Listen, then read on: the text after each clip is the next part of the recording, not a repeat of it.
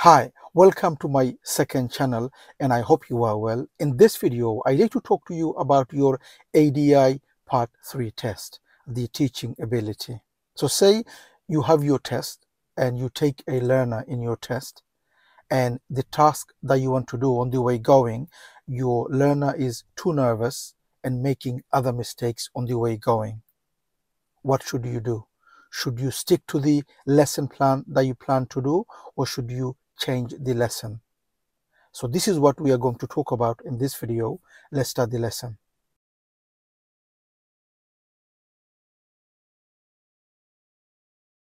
Okay, so we're talking about your ADI Part 3 test, which is your teaching ability. It's where you show the examiner that you can teach, you know how to teach, and you show that you are capable of teaching learners learn to drive and to pass the driving test. So the question is, if my learner that I take on the day to do my Part 3 is too nervous and on the way going they make other mistake, meaning they make a mistake what should I do? Should I stick to my lesson plan or should I change my lesson? So say today is your ADI Part 3 test and you take your learner. So you go to your test center and today is your test day. Examiner comes out, you talk to your people, you say your lesson, you've done the setting, you've already spoke, you've already done the briefing in the beginning and all that, and it's all ready. So on the way going, maybe you want to do roundabouts, or maybe you are doing meeting traffic anticipation, maybe subject you are doing, maybe like I said, maybe anticipation. So you are going on the way and you said to your learner that, can you drive yourself or do you need my help? So the learner said, I could drive. I said, okay, you drive. If you need any help, I will help. If not, you take the control and you drive. On the way going, it will be around 3 to 4 minutes, 5 minutes drive from here, where we're going to go and do the meeting situation or anticipation or roundabouts, whatever task you are about to do. So the people or the learner starts to drive. On the way going, maybe there is a junction and maybe the junction is on a hill and your people can't move off. Maybe they're too nervous and they can't do the clutch control. They keep rolling the car, they can't move off. What should you do? So obviously you're going to try to help the learner with instructions, maybe tell them what the problem is, maybe give them an instruction, maybe give them a question, see what happens. If they're too nervous and they can't move and the car keeps rolling, then what you should do is you should intervene and do the dual control. Use the dual control, do the clutch. Just tell the learner or the people that, don't worry, don't be nervous. I'll take the control from here. You just give a little gas for me. I'll bring the clutch to the biting. We'll do the clutch control and we move off. And then what should you do? You help them to move off on a hill. Now what should you do? Because your task is to do the meeting situation or the roundabout. Hill start wasn't your lesson plan for the day. So what are you going to do now? What you should do in your Part 3, if that happens, is change your lesson plan and say to your learner that we were going to do the meeting situation or the roundabouts. Now because we have a problem with the hill starts, what we're going to do is we're going to change the lesson for a bit and we're going to do the hill start. Let's see how that goes. Because you couldn't move, I had to help you to move the car on the hill. So let's remind ourselves and let's see if you remember how to do the hill start. So for now, let's leave the meeting situation or the roundabout behind for a minute and let's talk about and let's deal with the problem that we have now on our plate, which is the hill start. Then you go round, you go and find a hill, you stop on a hill and you talk about the hill start. You talk about what the problem was. So maybe you talk to your learner, what do you think the problem was when the car was rolling back? Why was it? What was the problem? Obviously the learner will say, I'm so nervous, I was so nervous, my leg is shaking and all that. That's fine, it's okay, that's okay, John, whatever the name is, it's okay. But let's remind ourselves anyway, should be okay now. Are you nervous now? There's nothing to be nervous about. This is not your test. As I said to you earlier, the person behind me or behind us is actually testing me, not you. So don't be nervous, okay? So let's talk about the hill start. So then you give them a question. Why was it going rolling back? What was the problem? What is hill starts? For us to avoid rolling, what do you think we should do? So hopefully they're going to say, give a little gas, bring the clutch to the biting, hold it to the biting, take the handbrake off and all that. You talk about all that and see if they could do it. If they could do it, that's fine. Go round, find another hill, or come round to the same one. So then you stop them a few more times on a hill and they're okay. There's no problem. They could deal with hill starts properly. And you've done that maybe within 5-6 minutes. You've still got another half an hour left. What you could do now is go back and say, okay, now our hill start is okay. We've dealt with that. We are okay. We stopped a few times and you moved off without any problem. Let's go back to the problem we were going to solve, which is the meeting situation, which is the roundabout. That's what you would normally do in your normal lesson. If today wasn't your part 3 test, what would you have done with a learner? If with a learner you said you're going to do roundabout today, there's a problem with the roundabout, there's a problem with meeting situation, you're going to solve that, and on the way going they are having problems with hill starts, what are you going to do? This is exactly what you would have done with your people, and this is exactly what you do in your part 3. There's no different. Okay, remember, the examiner wants to see how do you deal with that, how do you deal with a learner, how do you carry out your lesson. Okay, you can't just stick to something and they have problem on other things on the day. You would have changed the lesson exactly, you would have done the same. And this is what the examiner want to see. Another thing, let me tell you, many when they go to their part 3 is that when you take a learner, remember the learner is human and they could be nervous on the day. Okay, now when they make mistakes and you are dealing with the mistakes, maybe little mistakes. So today they're not looking at the mirror, so you keep reminding them of the mirror. They don't look at the side mirror every time you go left or right. They are too far from the pavement or they are too close to the pavement. All those things on the way going. This wasn't the lesson plan. Your lesson plan was roundabout. On the way going, they're having other issues on the way because they're nervous. That's part of your ADI Part 3 test. How do you deal with that? Remember, just because they're making problems, it doesn't mean that your lesson is going bad. Maybe it's even going even more better because you are showing the examiner how you are dealing with that. It's how you carry out, how you deal on the day.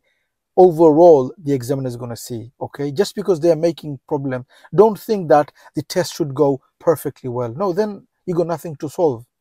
There's no problem to solve. Okay, so if the learner is nervous, deal with that. Deal with according to the way the learner is on the day. Okay, so if they don't look at the mirror, you just make sure you don't miss it and make sure you know they don't look at the mirror. You remind them, you give them open questions. How often should you look at the mirror? To go left, which mirror should you be looking? Top and left. Did you look at the left? Oh, I didn't. You missed that. Why do you think we look at why do you think we should check the left mirror? Why is that?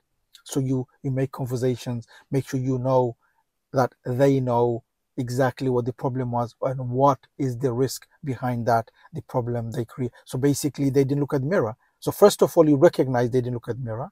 So you remind them to look at the mirror, and then you say, okay, why do you think we need to look at the mirror? Why? So that's to solve the problem. So they know exactly what they need to look at the mirror. You give them questions, you give them answers if they don't, and if they give you the answers, problem solved. So don't think the whole lesson is going to go perfectly well. If it doesn't go the way you planned, it's fine. Just deal with it. It's the way you deal with it what the examiner is looking for. You as a driving instructor have to be in control of the lesson. Have to know, because the learner, they came to your car to learn the lesson, to learn driving. Okay, if they knew everything, they wouldn't come to you. That's the reason they came. And some people are very nervous. And on the day, there's somebody sitting behind, obviously they're going to be nervous. So because they're nervous, what do? You just have to deal with that, and you have to make the lesson calm and take control, and that's how you do your part 3. Okay, so 2 things. One is that if something goes really bad before the task, change the lesson for a while. Do that. If you could solve it, go back. If you can't solve it, then keep on doing that for 45 minutes. That will be your lesson, because you've already said to the people, we're going to change the lesson to this now, and let's see how that goes. And if you could solve it, go back. If not, just stick to that. Just to add to that, don't just change the lesson on every small problem they make. So for example, we talked about not looking at the mirror. or maybe they put the clutch down too early, maybe they're coasting. These are little problems. These you solve as you are dealing with the lesson, as they're driving. Don't change the lesson unless they're doing something big. So like here we talked about the hill start. They couldn't move the car. You had to help them to move the car. So in this case, you had to change the lesson. So if something similar happens, something big, only then change the lesson. Tell them that you are changing and change, but don't just change because they're doing small problems. Small problems, you should deal with it. You should solve it as they're driving, or maybe you could stop them, explain and solve the problem, and then stick to the lesson plan. All I'm saying is if they do something big, like here, the hill start, they couldn't move, only then change the lesson. Otherwise, don't change. Try to work on it, deal with it, and stick to your lesson plan. Another one is, just because the learner is nervous doesn't mean your lesson isn't going good. They're making mistakes, you keep on working, you keep on dealing. That's part of your part 3. How you deal with it, it's good. This is part of it. Just because they're making many mistakes, it doesn't mean your lesson is going bad. It means it's going even more better if you could deal with it properly. Okay? So these are the 2 things I wanted to cover in this video. If you are going to your part 3, do let me know in the comment. Is it coming up? I'm sure your part 3 is coming up. If it is, just prepare, just plan, just make sure you understand what the part 3 test is, what it is. Get a picture in your mind how you're going to deal with it. And then if it doesn't go well, you just deal with it. As long as you know what the test is all about, what I need to do in the test. If you got a picture in your mind, you play a picture in your mind, then you're fine. It's okay. It doesn't matter how bad it goes. You just deal with it and you'll be fine. Okay? On the comment, can you please let me know how many of you watching your ADI part 2 is coming up, or you are training to do your part 2? I just want to know, because I'm in the process of creating a new course for ADI part 2 that will be launched maybe in a few weeks' time. And after that, I will create a course for ADI part 3. But before that, in the next few weeks, like I said, I've got a course coming up, a course which will give you everything you need, all the trainings you need in that course for you to do your ADI part 2. So with that course, it will give you everything you need. All you do is take that course, look at that course, look at the videos, and go out and train yourself with your own car. You don't need anybody. You don't need any trainers. All you do is the course will give you everything you need. It will give you all the lessons you need, what you need to do, what is it required for you to pass your ADI part 2. You know how to drive the car. All you need to do is to get rid of your bad habits and drive according to the way you should and pass. And the course is designed to do that, exactly that. Give you everything you need, the way you should drive for you to pass. So this is what the course is going to have. Hopefully I'm trying to launch in about a few weeks' time. I'm in the process of finishing off so that it's fully ready for you to join the course. So if you are doing your part 2, or is coming up, or you are training to do your part 2, let me know please on the comment, then I know how many of you are doing your part 2. And then after that, hopefully I will create a part 3 as well. I'm working on that as well on the side, but I need to launch 2 first, ADI part 2 training, and then I will do ADI part 3. Many actually, they ask me on my channel, and because I'm busy with running other things, I'm an accountant by trade, so I need to run my accountancy firm as well as my YouTube channel and my course on my YouTube channel for learners. And then many ask me on this channel to do courses for ADI part 2, ADI part 3. So I'm in the process, like I said, I'm finishing off for ADI part 2, and hopefully after that I will do ADI part 3 course as well. Please do let me know what is your thoughts, and do you think those courses you will need, or will it help others in the future? Let me know please. Then it gives me the motivation, gives me the inspiration. Will it help? Will my work that I put in, the effort that I'm putting in to create these courses, because it takes time, it takes months to create one of those courses. So please do let me know what you think, and hopefully this video helps you. If it does, please do give a thumbs up.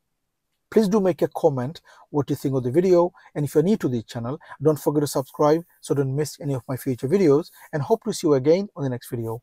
Bye for now.